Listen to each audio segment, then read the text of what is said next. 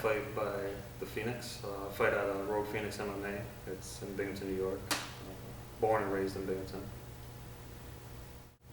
Well, with the last fight, we were prepared for that fight just like we would any other fight, any other opponent.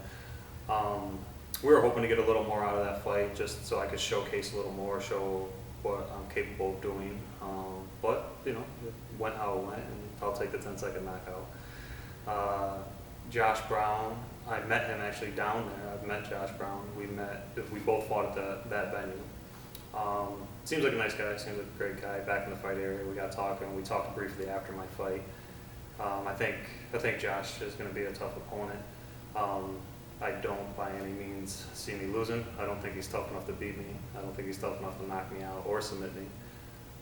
So, but I'm not going to go in overconfident with him as well. I respect his abilities, and we'll just see what happens on the 28th. Well, I've done martial arts since I was 11 years old, and I was just very good at martial arts. It came natural to me. Even as a young teenager, I had to fight adults just because my skill level was beyond the other teenagers in the programs or even tournaments that we went to. Then for a few years, I kind of went a different direction in life, and that's where I started getting into different street fights and things like that.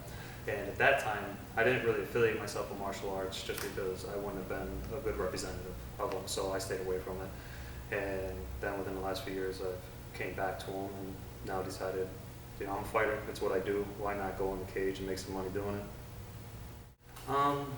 Well, I'm always fight ready. We keep me in shape all the time. A lot of fighters, they'll do like a 6 to 8 week training camp where they train very intensely for those couple of weeks before their fight. That's how I train all the time. Training just consumes my life. But it's good, I got great coaches that they stay on top of me with that. We cover every angle of training. There's not one thing that Josh Brown is going to do or any opponent is going to do that I'm not prepared for, or that I haven't trained for, or that we haven't already addressed or talked about. So, it's good. We're a small camp, but we're more than efficient when it comes to mixed martial arts. Yeah, no balance. Training is my life.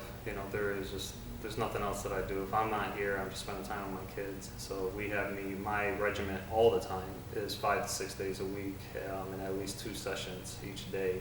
That could be striking, grappling, weightlifting, cardio, or even swimming. It just depends on what basically my coaches tell me to do it, and I just do it.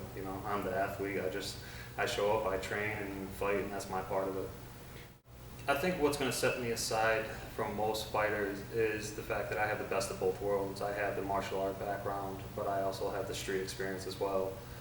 I really think that sets me above where most of these guys are, just because if you have one, you're lacking the other, either way you look at it. So the fact that I have the benefit of having both, I think is what's going to make me a better fighter than most. Yeah, I seen Josh Brown's interview, and so when I heard that was on YouTube, I obviously clicked on it and watched it. And that's one thing I'll have to agree with Josh on is, I'm coming there to fight.